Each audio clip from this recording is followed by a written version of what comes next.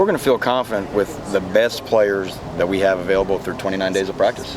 And I think the players enjoy that. The players enjoy knowing that the best players are going to play. It proves that it's not a recruiting, spiel. That hey, you can come in and if you earn playing time, then you get playing time, and that's how it works. So with these 3 freshmen, it wouldn't freak you out to start 2 or 3 of them if need be? Well, I mean, if you look at what we've done since we've been here, we've had freshmen in our starting lineup. To me, we don't have freshmen and sophomores and all those type of things. We just don't have that luxury. They were all freshmen the day this coaching staff got here in January. They all have the exact same amount of at-bats. Normally on a normal college football team, the difference with your experience is that they've been in a system for a long period of time. Whether you're a senior or a freshman, you've been at 15 days in spring plus 9 practices this fall. So it's a unique situation for the young guys to come into because everybody started off on equal ground. 2 guys yesterday who were battling for time who made big plays, according to what Mark told us. Ryan, obviously, with the pick. Was curious with him and with Bethel's big day. Does that elevate them in terms of, does Ryan now have the edge 4th corner, or is it too early? Does Bethel have the edge 5th defensive end, or is it too early? No, it's still yes, too early for sure. In terms of Ryan, of course we're excited to see his production, and that's not just been a scrimmage thing. He has been producing every day, but there's so much more than interceptions. At times in practice, quarterbacks, they're learning, they're making mistakes. Sometimes the ball just finds you. So again, one of the hardest things about defining success on defense is it's not always directly related to the stat line, because they can bust a protection and the defensive end can come free and sack the quarterback. And remember, we're still playing tag on quarterbacks. The encouraging thing is that the guys are making plays when the opportunity comes. Same thing with Pat. Pat's a guy that's been through here, went through spring practice, has a knack about the game, tough competitor. So for him to be able to make plays in that situation will only benefit his confidence as well. Along those lines, does 9 sacks, and what does that represent most? Does that represent first line defensive ends, being successful? Is that no? Because I think each group had 3. The one defense only had 3 sacks.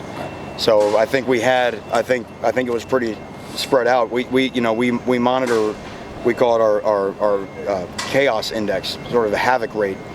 We take our tackles for loss, our sacks, our PBUs, and our forced fumbles. That's all the times that you can disrupt an offensive play, and then you divide that by the amount of plays you had in the scrimmage.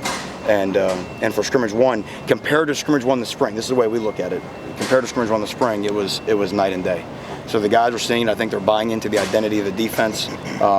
Now, the issue is that it's the consistency, and it's the ability to kind of maintain it over the course of an entire game and not have a let up. Because as time went on yesterday in the scrimmage, our level of play deteriorated in the second half. How do you think your young DBs are doing? A guy like specifically like Sheldrick Redwine, who's stepping in obviously as a sophomore. It's funny you say young DBs. I don't think of Redwine as a young DB, even though I know he's only been on campus for 15 months. He's an old guy for us because he's been in a college stadium before. So Redwine is a guy that's, what I like about Redwine, he's the same guy every day. He's a consistent worker, works hard, very coachable, tries to do the technique exactly the way that Coach Rump explains it to him, and that's what that position's about. Again, it's not about who can flash, it's about who can do it consistently down after play, so that we don't have these wild fluctuations in our level of play from drive to drive or week to week. We want to be the same team week to week that's slowly getting better from September to November to December. So a guy like Redwine does have a personality you like to have on your defense, because that's really what he embodies. Manny, Trent Harris, I think did well in the scrimmage. You've got like 4 DNs at least that are rotating. Do you think of them as backups? And can you talk a little bit about Trent and what he contributes? People like Trent Harris are always going to have a role in football because he's smart, he's tough, and he's relentless. And when you combine those 3 things in your job or my job or his job, those are 3 really, really valuable assets and really 3 key things to being successful. So, he made plays yesterday just sheerly on his relentless effort.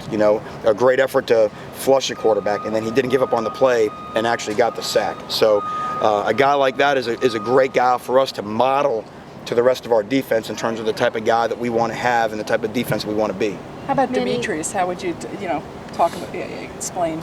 Yeah, he contributes. Yeah, no, well, Demetrius has obviously changed his body in the summer. He's a lot bigger guy now. He's one of the few guys that just, or not one of the few, but one of the more obvious guys that when you see him walking down the hall, you're like, man, I can't believe you're the same guy you were in the spring. So he's put on good muscle, good weight. I think he feels that. I think he can play more stoutly than perhaps he did in the spring, and then from that his confidence will just grow. Manny, your initial thoughts on getting to see Cedric out here and a little behind. Is there anything you all do specifically to kind of help him catch up with the rest of the guys? It's going to be a crash course, because we need him because of our lack of depth in the secondary. We'll try not to give him everything, because then the computer will crash. We'll try to get him, Coach Bonda will meet with him one-on-one and try to get him good at one thing at a time, and we'll put an earplug in his opposite ear so what goes in this ear doesn't leak out, so kind of hold it in his head. But and then from a mentality standpoint, we know we will need him at some point this year. So we don't want to hurt his confidence because he's obviously going to be mentally behind the other guys. So to me, it's about finding a way to develop him and get him to find a role on this football team. Going forward, and I know he just got here, but I mean, just when you look at him, when you were evaluating him, is he a guy who could be a corner or a nickel down the road? Is he just a safety now? I know he just possibly. The one thing when you look at of DBs going to nickel is you look for instincts, because the closer that you are to the ball, the more instinctive you have to be because things happen faster, right? The further you are from the ball, you have an extra half a count to read really what's going on. So he certainly was an instinctive guy in high school, but now obviously the closer you are to the ball, the closer you are to the big people. So you better be able to bang with the big people too. So that's what we'll find out. Again, we haven't even taken the wrapper off. Jaquan Johnson, did he make some plays? He did. He forced 2 fumbles, which were 2 big plays against the one offense, which was encouraging.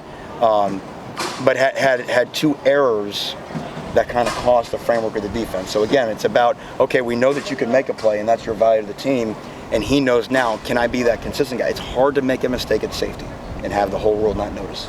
So once he, continues to get to that consistent level, the other guys, that's why we look at him right in line with the top 2 older guys. The competition for second team behind Jermaine and strong side, Charles Perry and is it McLeod? McLeod, right.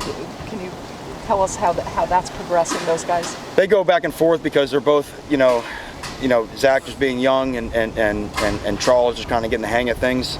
They both kind of do good and bad. I would say that McLeod edges it for a couple different reasons, but in terms of just the framework of what we want to be, the first thing we talk about is our toughness. If we don't do anything, we got to put a tough defense on the field that people recognize, that at least we're flying the ball and trying to make loud noises when we get there. And Zach is a little bit ahead of Charles in that regard. Thank All right, you. guys. Last question. Any defensive tackles make a move yesterday?